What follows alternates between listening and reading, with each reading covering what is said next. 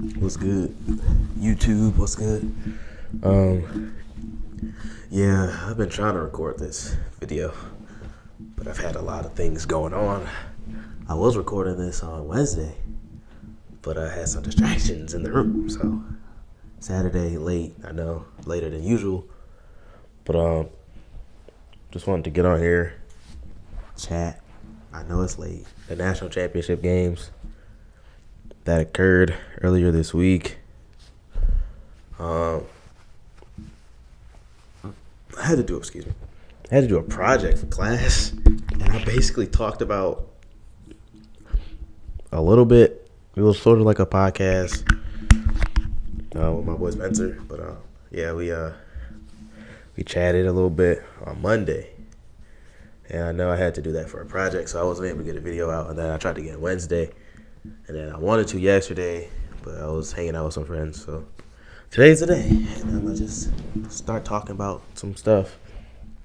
And it's kind of perfect timing because NBA season's coming to an end too, so that works for me. So we know that South Carolina completed perfect season. Don Staley, legend.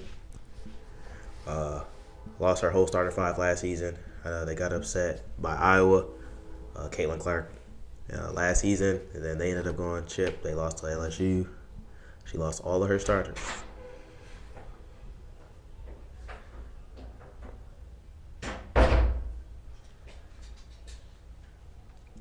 Okay, she lost all of her starters, came back this season, went undefeated, won the national championship. That is great to see. That's how you know it's not about the players, it's about the coaching. Her ability to come back after that upset, that loss.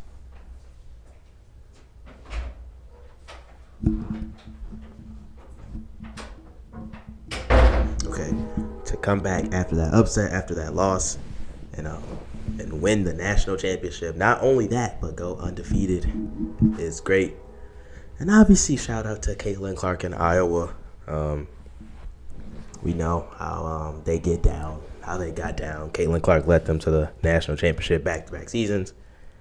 Couldn't get it done, but she's not to blame.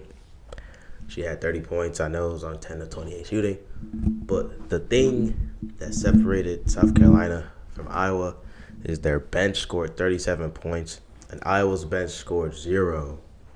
You need contribution from your bench if you want to win games, and especially in the national championship stage, your starters can't score all the points. Somebody has to come off the bench and at least contribute something.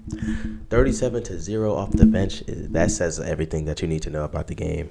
And yeah, Caitlin Clark about to go to WNBA. She about to kill. That's my opinion. She gonna kill it. She's really a trendsetter.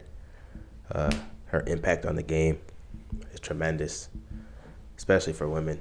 She inspires me too. So it's just her impact on the game. We haven't seen somebody like her ever, and we don't like those vets who are hating on Caitlin. Like they're hating. She not gonna come to the league and do that. What's the point of hating, bro? Y'all was once in her shoes. Y'all talk about how she couldn't win a national championship when y'all went to UConn. Come on, UConn, the powerhouse. You can go win there, especially if you got good teams. She did it with Iowa. Brought them. Nobody thought Iowa was going to be this good. That's real. So respect to Caitlin, man. Can't wait for her to get some shoes like Sabrina, hopefully. Good shoes. Just expand her territory because it's bigger than basketball. She seems like a good kid, so respect her. Always will respect somebody like her who just plays the game, doesn't talk much outside the net. Not on the net. So she just plays the game and gets it done. Can't hate. I don't know why they hate. They gonna find a way to hate. Yeah, when you're doing good, they gonna find a way to hate. So what they say, you're doing good, or you know you're doing good when somebody's hating, and I think that's a fact. And then for the men's, UConn got it done. My prediction, of course, back-to-back. Hurley got his back-to-back. He's putting his name in conversations with great coaches because his starting lineup isn't the same, but he's able to. They lost some guys to the league, so the ability to get guys like Castle. Why am I forgetting the other guy's name? But they filled in those pieces really well, and first half was pretty close. Edie was dominant for Purdue. Braden Smith, see, I think that's where they lost. Braden Smith stopped going downhill, and when he went downhill, good things were happening for the team. But once that flow stopped, that's when UConn went on a run, and eventually they won the game. Shout out Tristan Newton, most outstanding player. He's a dog for sure. One of the most nonchalant hoopers out there, because it doesn't look like he's trying at all, ever. He does not look like he's trying at all. It's so funny. Like his form is like, he like that nonchalant hooper that everybody knows. Yeah, Castle. Come on, Stephen Castle. For sure. He's a lottery pick. Great defender. They put him on Braden Smith, and he had him in a box. Cam Spencer. Geez, I can't remember his name. He was a great addition to the team. Swiss Army knife. Can do everything you need. And, his presence was felt offensively with his jump stops, his pivot work. Defensively, rebounding. He did well. And then Donovan Cleggett did what he could. Edie's a dominant force. He did well, though. He stopped him from dominating when he needed to stop him. And so, obviously, Edie going to end with 40 points, obviously, because they don't care about him. He can get 40, but when nobody else gets involved, it doesn't matter because, like, he got his 40 piece when it didn't matter. So, great coaching on Dan Hurley's like, yeah, let him go crazy. Nobody else going to score, though. He not going to beat y'all 1 for 5.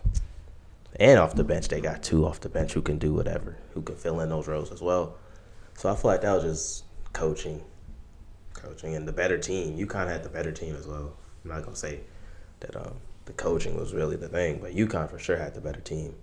And, yeah, I think that's what I have to say about those 2 national championship games.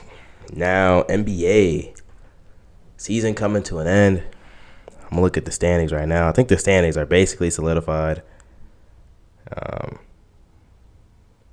Celtics, obviously, Bucks 2, Knicks 3 seed, 4 seed, Cavs 5.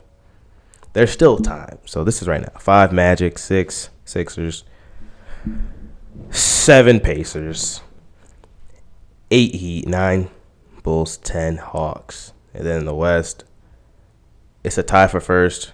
Thunder, Timberwolves, Nuggets, Clips, Mavs, Pels. Ooh, Pelicans got the 6th seed. Suns in the play-in. Dang. But I feel like if Suns get another win, it's between those two. Whoever gets in the play-in. Then Warriors, 10. Kings, 9. 8. Lakers.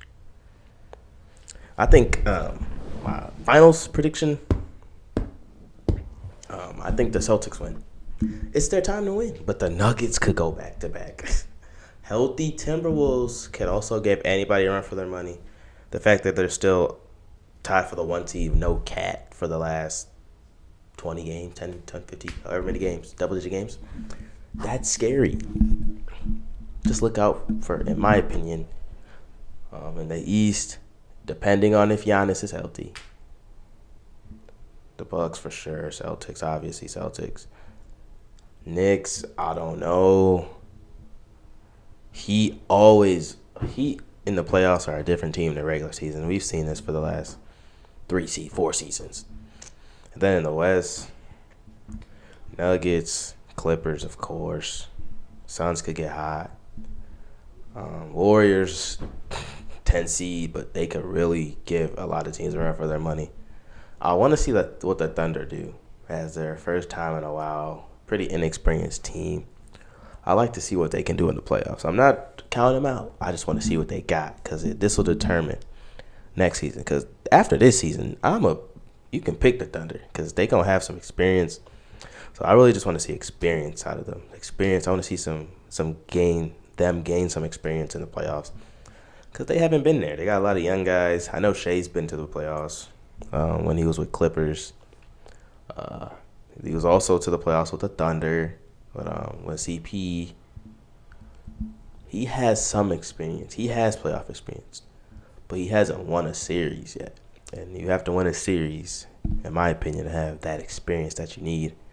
Or you just be in a series, feel the environment, know what to do when you need it. So, yeah, I'm excited, man. Play-in starts on my birthday, Tuesday. Let's go. Might get a video out for you guys on my birthday, April 16th. But, yeah, man, I don't really have much else to talk. I just wanted to get on here, yap a little bit about basketball, what's been in my ideas as of late. I just wanted to get a video out before the week is over. You feel me? It is the weekend, but you know what I mean. Is there anything else I could talk about? I'm not going to talk about the draft yet. Give me some time. I need to watch film for the draft, and I'll get that for you guys. Possibly get a mock draft or do some comparisons for the draft. And yeah, man, that's all I got for y'all today. This was a little short one. Nothing crazy. A little short pod for y'all. A little something light. Something light. And that's all I got. Peace out. Appreciate y'all, man.